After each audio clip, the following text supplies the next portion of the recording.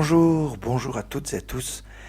En cette veille de Shabbat Shuvah, premier Shabbat de l'année 5782, un Shabbat où on va lire la paracha Vayeler, et c'est une force, une configuration particulière, car au niveau des versets, la paracha Vayeler est la plus petite paracha de toute la Torah. 30 versets, il n'y a pas plus petit. Pourtant, c'est pas la paracha la plus petite au niveau des mots ou des lettres. C'est remarquable, puisqu'il y a 30 versets, mais il y a 553 mots et 2123 lettres. Alors que la dernière paracha de l'année, la paracha Vezot Abracha, qui sera une paracha qui ne sera pas lue un Shabbat. En général, elle n'est pas lue le Shabbat. En dehors d'Israël, elle n'est jamais lue le Shabbat. Elle ne peut pas être lue le Shabbat. En Israël, c'est possible. Elle peut être lue le Shabbat, mais en général, la plupart des années, elle n'est pas lue le Shabbat, car c'est la paracha Vezot Abracha qu'on lit le jour de Simchat Torah ou de Shmini Atzeret. En Israël, c'est Shmini Atzeret. En France, en dehors d'Israël, Shmini Atzeret dure 2 jours. Donc le deuxième jour, on a l'habitude de l'appeler le jour de Simchat Torah, mais en fait, c'est la fête de Shmini Atzeret.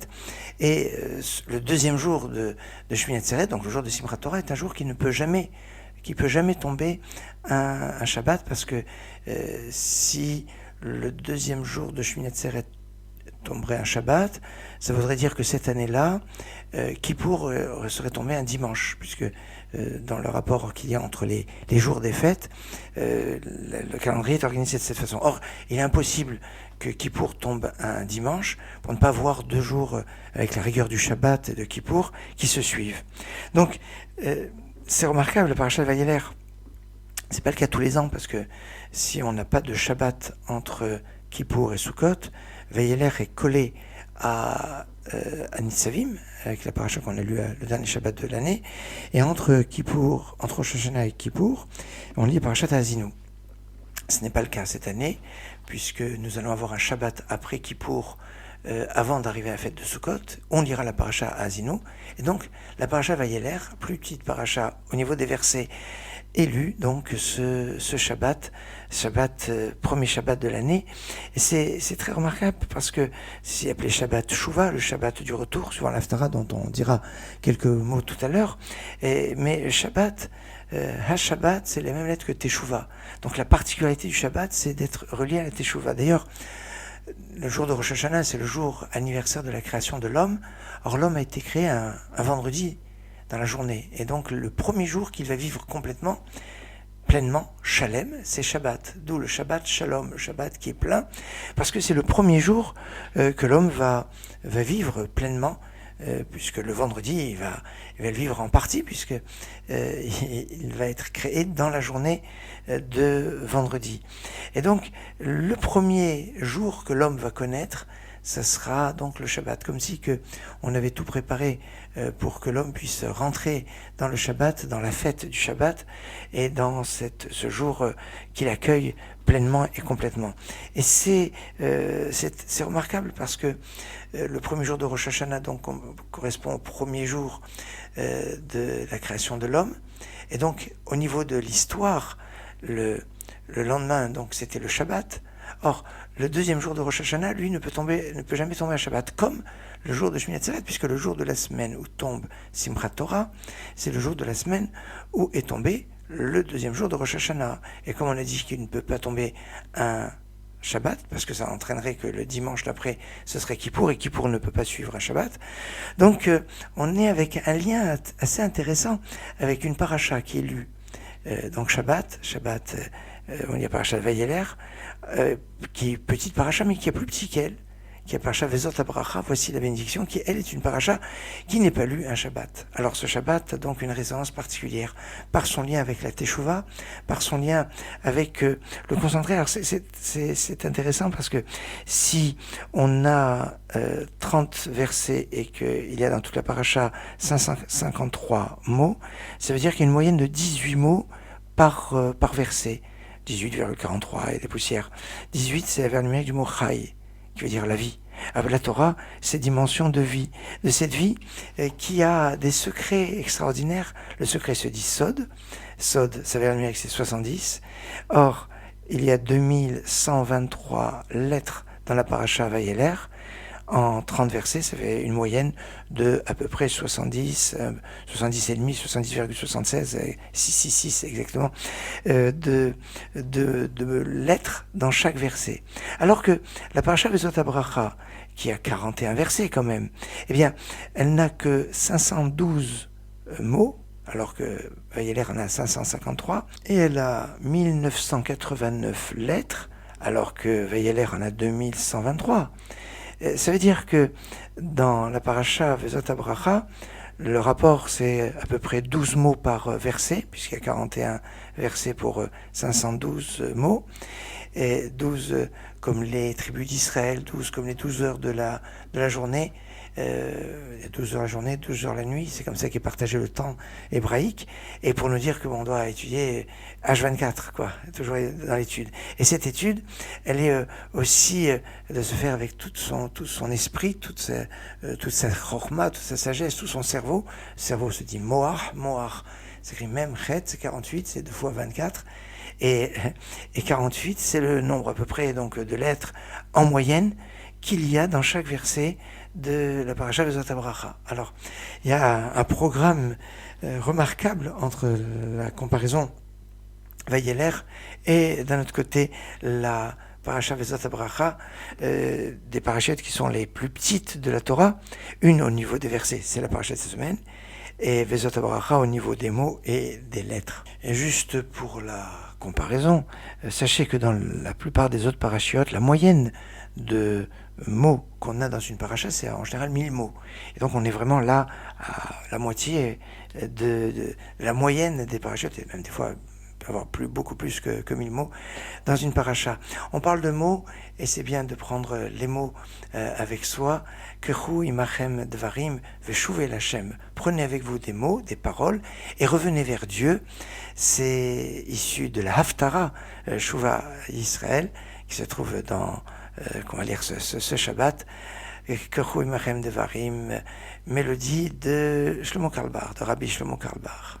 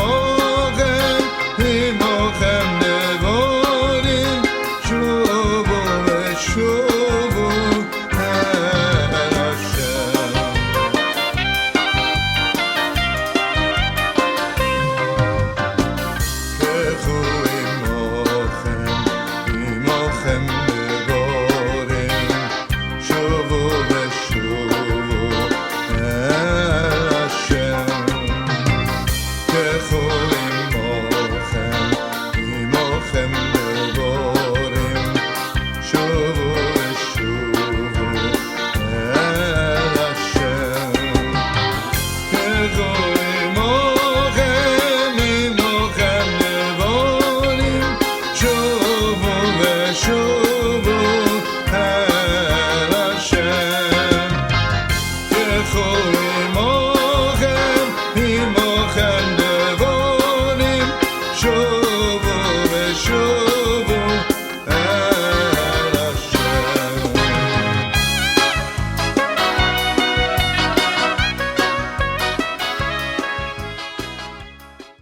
ce Shabbat, c'est le premier Shabbat de l'année, il est bien d'essayer d'être attentif sur les préparatifs du Shabbat avec la plus grande minutie.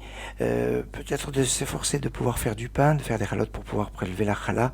Comme le dit Ben Ishraï, ce Shabbat, c'est assez particulier. Le pain, il y a beaucoup de choses qui tournent, qui gravitent autour du pain pendant les 10 jours de pénitence, de prendre du pain allumé, de prendre il y a beaucoup d'éléments. Et puis, d'être attentif pour les séodotes de Shabbat, de faire attention à ce que l'on dit. Vedaber davar, c'est comme ça qu'on l'appelle, de ne pas tenir pendant Shabbat des propos que l'on ne doit pas tenir, parce que le Shabbat, eh bien, des paroles chol, des paroles profanes, ne doivent pas être tenues le jour du Shabbat. La règle, c'est ce qu'on ne peut pas faire le Shabbat, on ne peut pas le dire. Par exemple, on ne peut pas dire tiens, je t'amènerai en voiture demain à tel endroit, puisqu'on ne peut pas prendre la voiture le Shabbat. Alors on ne doit pas le dire. On ne doit pas faire des projets le Shabbat de voyage, d'affaires ou d'autres choses. Et c'est important d'essayer d'être attentif sur sa parole, de lui donner tout son sens.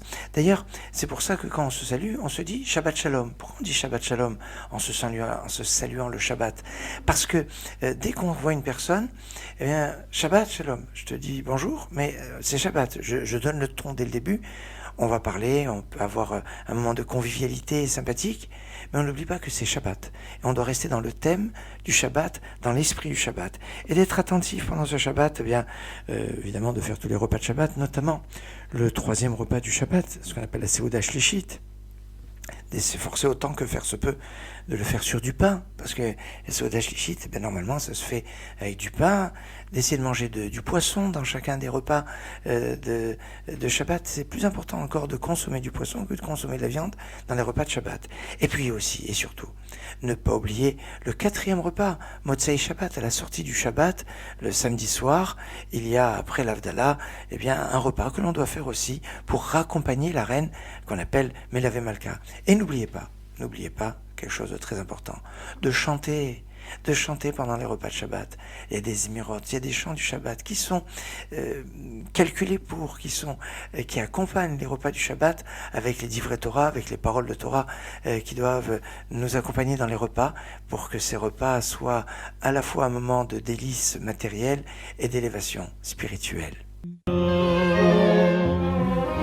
יום זה מכובד מכל יומים מכל יומים היי קיבוי שובס צורוי לומים יום זה מכובד מכל יומים מכל יומים קיבוי שובס צורוי לומים מנוחה ושמחה אוי ליהודים Yoim Shabbos, Yoim Mahmadim, Yoim Mahmadim, Menucha v'simcha, Oy Laihudim.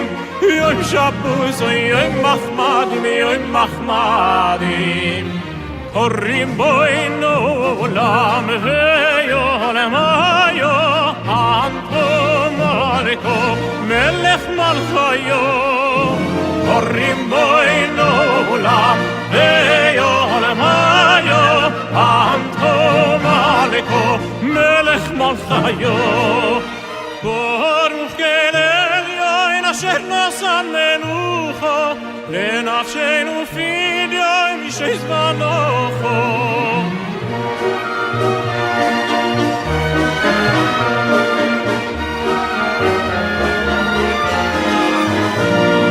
והוא ידרוש לציון Rani docho, Adono tugyo in nefesh nenocho. Ashoy mer Shabbos, Habenim Abbas, Lochel yerotzu k'mincho al machvos. Menucho v'simcho, oy laihodim, Yoim Shabbos, Yoim Mahmadim, Yoim Mahmadim.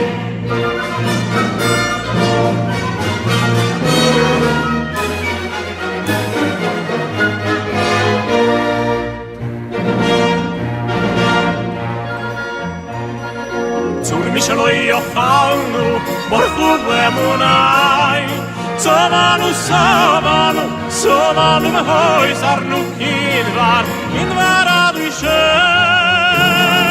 צור מי שלא יאכלנו ברכו באמוני סובבנו סובבנו סובבנו והויסרנו כי דבר על השם.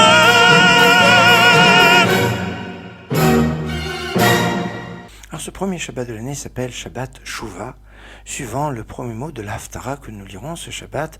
Shuvah Yisrael Ad Hashem Elokecha, retourne Israël jusqu'à l'Éternel ton Dieu, un passage qui est issu du prophète Osée, Oshéa, prophète descendant de Réhouven, de la tribu de Réhouven. Réhouven qui est celui qui va inaugurer le principe de la Teshuvah, du retour, et c'est donc le prophète du retour, Oshéa, Osée. C'est remarquable parce que il y a des Shabbatot qui sont appelés suivant le nom de l'Haftara, comme Shabbat Shuvah, ce Shabbat, Shabbat Razon, le Shabbat avant Tisha B'Av, Shabbat Nahamu, consolé concernant mon peuple, après Tisha B'Av, après le 9 Av, et alors qu'il y a des Shabbatot qui sont appelés d'après une paracha, Shabbat Shekalim, Zachor, Para, Chodesh, ça ce sont des noms de paracha, c'est pas, il y a une Haftara de Shekalim, une Haftara de Zachor, mais ça fait surtout référence en fait à une paracha particulière, ou alors à la paracha de la semaine, Shabbat Yitro, le Shabbat, on lit les 10 commandements, Shabbat Shira, où on lit le cantique.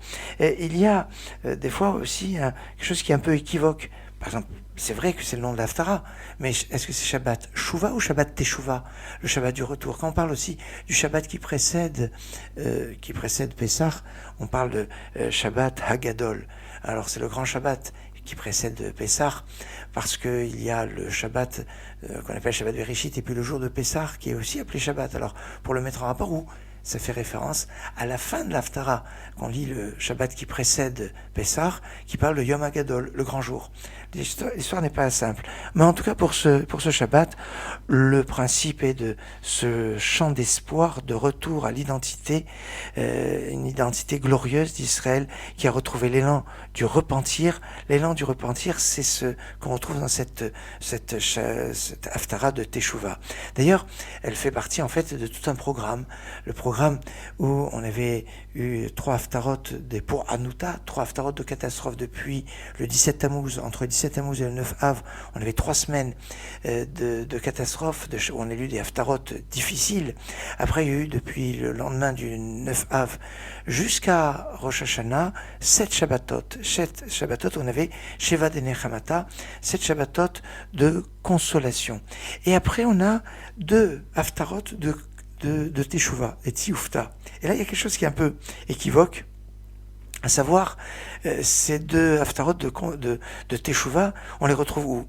Alors, il y a dans la tradition qu'on avait en Afrique du Nord, qui est de considérer que l'Haftara que l'on fait à Mincha, le jour du jeûne de Guédalia, et une Haftara de Teshuvah, puisque en général, alors en Israël, la plupart des Sfardim ne font pas la Haftara à Mincha, ce sont les Ashkenazim.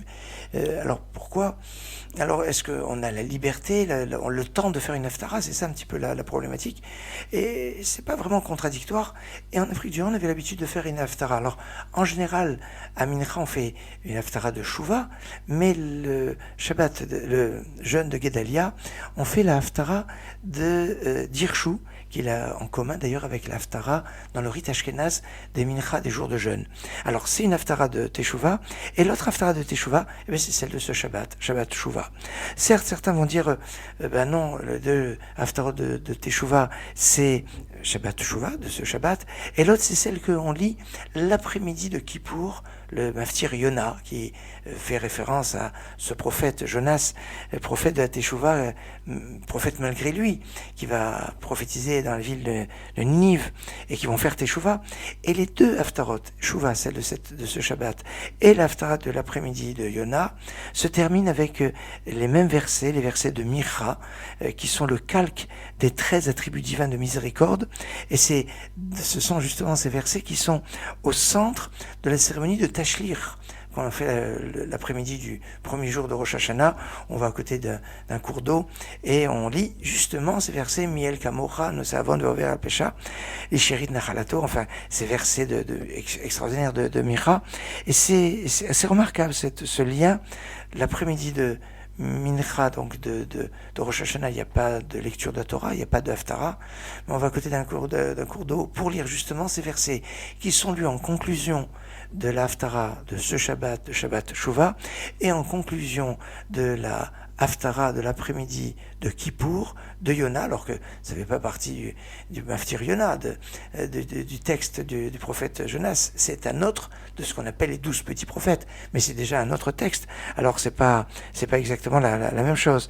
Mais on a ce lien fort avec les prophètes et le principe de la Teshuvah. Voilà pour quelques mots sur la Haftara de Shuvah, la Haftara qu'on dira ce Shabbat, avec dans le rite ashkénaze un rajout qui est fait, donc suivant les communautés, il y a des minagim donc qui sont différents. Tout le monde va lire Shuvah, mais avec peut-être des textes en plus dans certaines communautés, notamment ashkénazes. Le plus important est de lire et d'avoir conscience que c'est un appel à la Teshuvah. C'est pour ça d'ailleurs que c'est une haftara qui est lue en général soit par le rabbin de la communauté ou par une personne, un notable, une personne un Talmid Chacham, qui va faire un appel à la Teshuvah à travers cette haftara.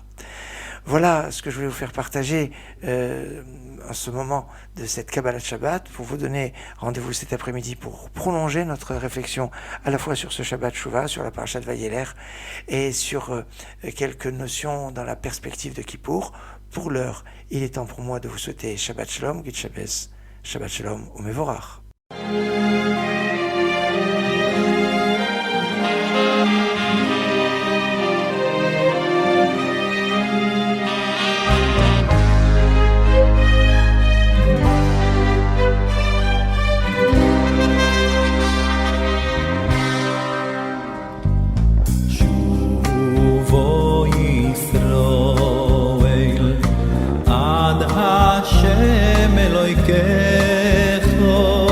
Ki choshalto